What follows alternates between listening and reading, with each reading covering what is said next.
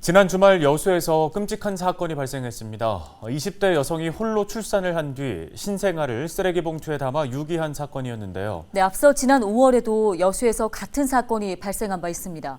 나 홀로 출산부터 영유아 유기까지 과정이 똑 닮았는데요.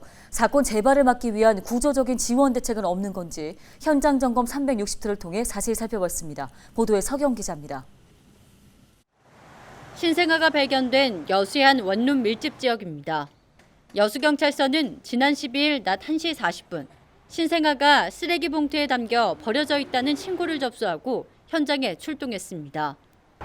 이곳이 바로 신생아가 발견된 장소입니다. 쓰레기 봉투 더미 사이에 신생아가 담긴 봉투가 섞여져 있었던 것으로 파악됐습니다.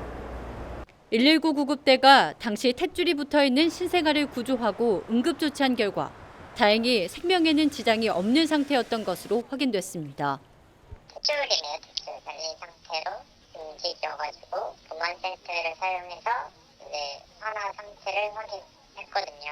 얘가 자극에 반응해서 강하게 울어서 병원에 이동했죠. 경찰은 주변 CCTV를 분석해 용의자 20대 여성 A모 씨를 붙잡았습니다. A모 씨는 건강상의 이유로 현재 병원으로 옮겨져 회복 치료를 받고 있는 것으로 확인됐습니다. 1차 조사 결과 A모 씨는 가족이 없고 아이를 키울 능력이 없는 상태에서 출산 시기가 임박해 홀로 분만한 것으로 알려졌습니다. 경찰은 A모 씨에게 영아 유기 혐의 등을 적용할 방침입니다.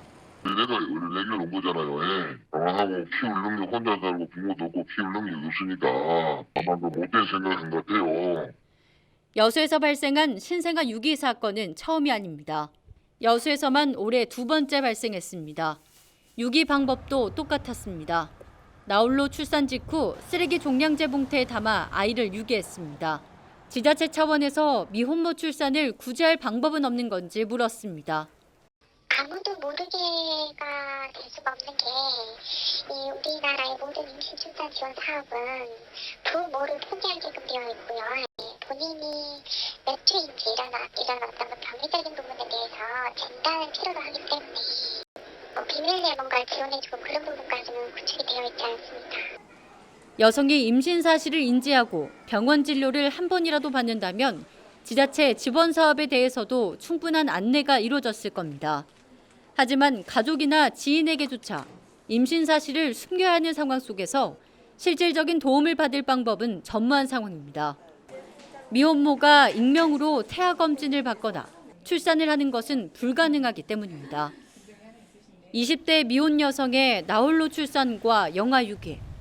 여수에서만 올해 2번째 같은 사건이 발생한 가운데 보다 현실적인 지원 방법에 대한 고민도 뒤따라야 할 것으로 보입니다. 현장 점검 360도 서경입니다.